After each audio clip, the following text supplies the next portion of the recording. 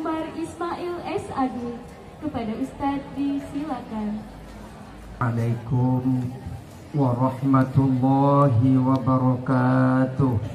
Waalaikumsalam warahmatullahi wabarakatuh. Alhamdulillah, alhamdulillahilladzi wa'adal mazida liman syakara ala na'ma'ih wa'adal azabal alima liman kafara li ayatih. Ashhadu an la ilaha illallah wahdahu la syarika lah wa ashhadu anna sayyidana wa nabiyyana Muhammadan abduhu wa rasuluh la nabiyya ba'dah. Tangan ulama-ulama sufi, orang-orang soleh memandang dunia ini dua kata. Dunia itu terbagi kepada dua kata.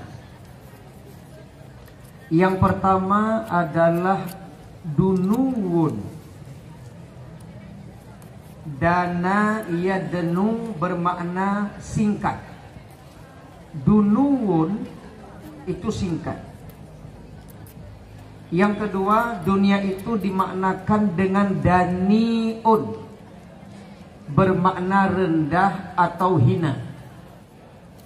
Jadi di mata ulama sufi, dunia itu ada dua arti. Yang pertama singkat, yang kedua hina. Tidak terasa 1446 Hijriah sudah datang, dan kita telah meninggalkan 1445 Hijriah. Kayaknya terlalu cepat berganti. Terminologi secara istilah agama itu ada dua. Hijrah secara terminologi ada dua.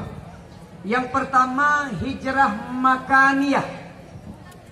Hijrah makaniyah artinya pindah tempat, makan tempat. Yang kedua ada hijrah namanya hijrah maknawiyah. Maknawiyah itu maknanya adalah hijrah mindset, hijrah pemikiran, hijrah sikap, hijrah tingkah laku, hijrah jiwa kita. Jadi hijrah dua artinya. Secara terminologi ada yang namanya makaniyah, ada yang namanya maknawiyah. Yang disebut dengan hijrah makaniyah itu juga ada 4. Ini kita kasih ilmu dulu ini, biar tahu ada apa makna hijrah nanti ke depan setiap memperingati tahun baru. Hijrah makaniyah ada berapa? 4. Hijrah tempat ini. Yang pertama intiqal daril khauf ila daril aman. Hijrah pindah dari tempat tinggal yang menakutkan, dari negara yang menakutkan ke negara yang aman. Contoh, orang Palestina karena sekarang mereka di Gaza dizalimi oleh orang Israel, maka orang Palestina pindah ke Chechnya. Itu disebut dengan hijrah negeri yang menakutkan ke negeri yang aman. Itu disebut dengan hijrah makan, tempat.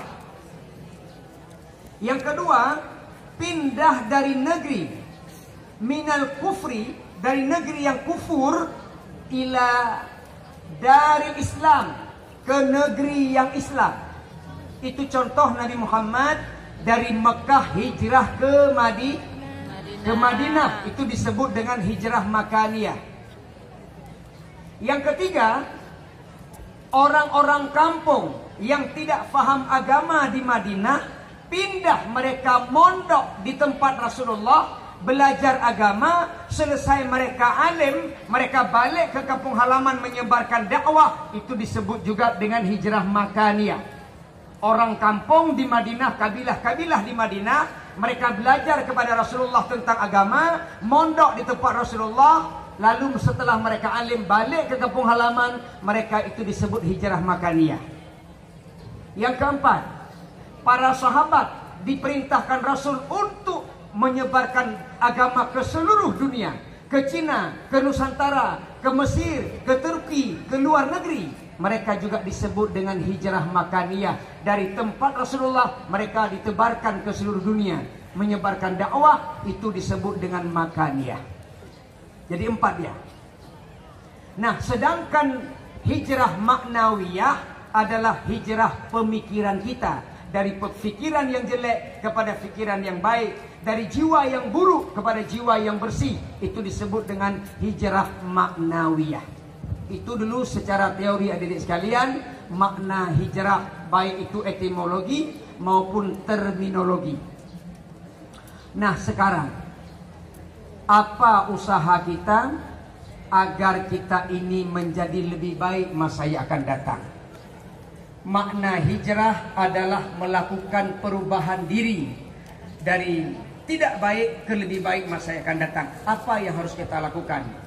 Adik-adik sekalian yang Ustaz banggakan, anak-anak MAN 1 yang teladan buat sekolah-sekolah yang lain, paling tidak dalam rangka kita memperingati hijrah tahun 1446 Hijriah ini, paling tidak harus ada 3 modal masing-masing kita. Berapa modalnya? Semua kita, termasuk Ustaz Umar, kalau ingin ke depan lebih baik, paling kurang minimal ada 3 modal yang harus kita miliki. Yang pertama adalah komitmen diri kita sendiri untuk merubah, yaitu melalui pasang niat yang kuat, komitmen yang kuat, buat perencanaan yang kuat untuk melangkah ke depan. Apa yang harus saya lakukan? Susun rencana, susun niat dengan baik. Itu modal pertama. Makanya hadis yang membicarakan tentang hijrah itu diawali dengan innamal a'malu bin niat. Diawali dari niat dulu. Kalau ingin berubah mustahil kita nggak berniat dulu. Harus pasang rencana, harus sungguh-sungguh mujahadah merubah diri. Kalau nggak ada komitmen nggak mungkin. Coba misal, kasih contoh. Misalnya Ustaz, saya tahun depan akan khatam Quran setahun 12 kali. Saya akan programkan setiap 2 hari 1 juz. 2 hari 1 juz berarti 2 bulan saya khatam.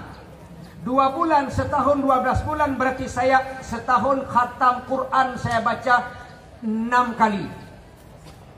Itu bagi yang mampu seperti itu. Oh, saya Ustaz nggak mampu, saya cuma mampu 1 in 1 malam. Boleh juga, yang penting komitmen. Saya nggak mampu Ustaz 1 in, saya cuma 1 ayat 1 malam. Boleh juga, yang penting komitmen.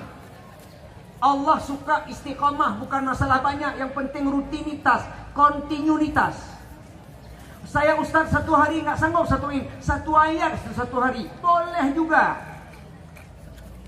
A'udzu billahi minasyaitonir rajim. Bismillahirrahmanirrahim. Nun, shadaqallahul azim.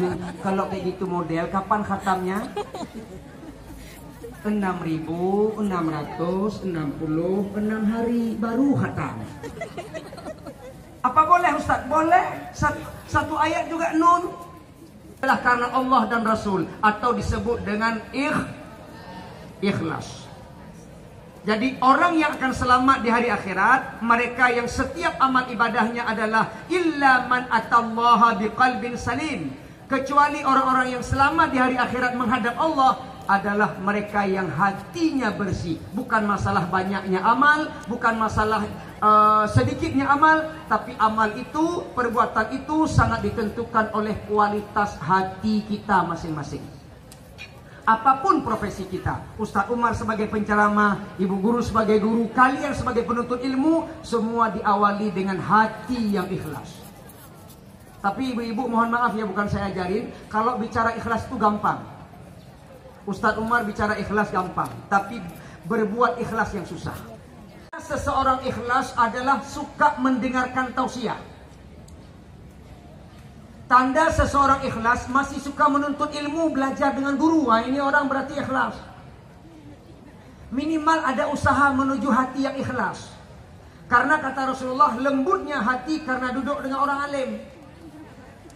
Alaikum bimujalasatil ulama. Hendaklah kalian duduk dengan orang-orang alim. Wastima'i kalamil hukama. Dengarin nasihat orang-orang bijak. Fa innallaha yuhyil qalbal mayyita binuril hikmah. Karena sesungguhnya Allah akan menghidupkan hati yang mati dengan cahaya nasihat, dengan cahaya hikmah, hati akan jadi hidup. Maka kalau adik-adik kepingin ikhlas, kepingin hati bersih, kepingin kalbin salim, maka duduklah dengan guru-guru kita, dengarin nasihat. Jangan malas-malas menuntut ilmu. Jangan cabut-cabut dari pendidikan. Duduk dengan guru, dengarin nasihat, hati akan lembut laksana salju. Maka orang yang ikhlas itu suka dengar ceramah, suka dengar nasihat guru. Seperti yang hari ini anak-anak ini sedang berusaha untuk ikhlas. Ibu guru kita sedang ingin memperbaiki hati menuju ikhlas karena dengar nasihat guru kita. Suka disanjung. Yang ketiga. Tidak suka dipuji. Jadi kalau orang berbuat sesuatu minta disanjung, berarti belum ikhlas. Tapi Ustaz, ada aja datang orang muji-muji saya. Kayak mana? Apa saya tolak? Oh jangan. Pujian jangan diminta, dipuji jangan nolak. Saya ulang ya. Amal jangan minta dipuji, pujian jangan diminta, dipuji jangan nolak. Jangan sok-sok gak nerimo. Ini mohon maaf Ibu. Kadangkala kita sok-sok nggak terima di depan dia, di belakang dia kita bangga. Contoh yang keempat orang ikhlas adalah bermuhasabah. Jadi setiap hari kita mencari kekurangan diri sendiri. Halo, jangan cari kekurangan orang. Makanya haram hukumnya membuli orang.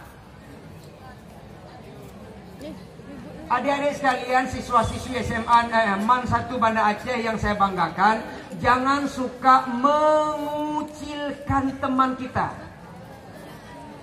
Jangan suka menghina orang lain. Jangan suka mencaci maki orang. Kita coba sama-sama berdarah merah. Sama-sama kita manusia diciptakan dari tanah. Sama-sama di hadapan Allah, makhluk Allah. Tidak boleh saling merendahkan.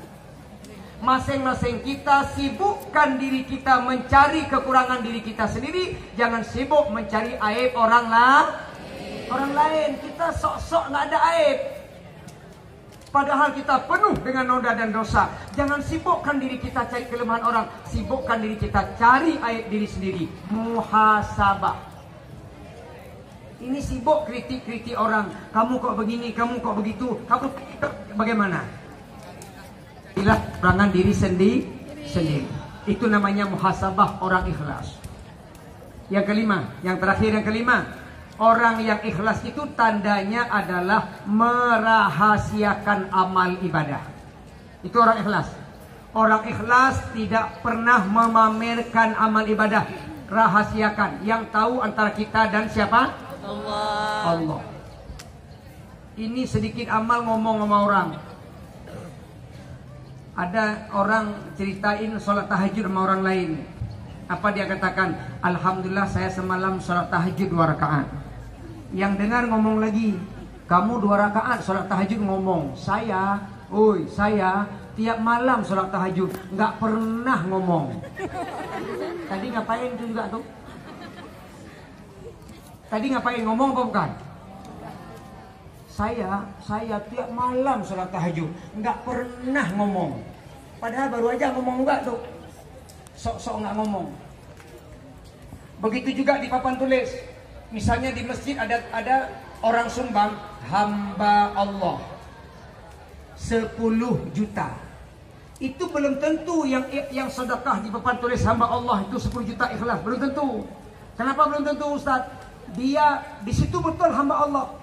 Tapi ketika duduk di warung kopi, dia ceritakan siapa sesungguhnya di balik hamba Allah itu.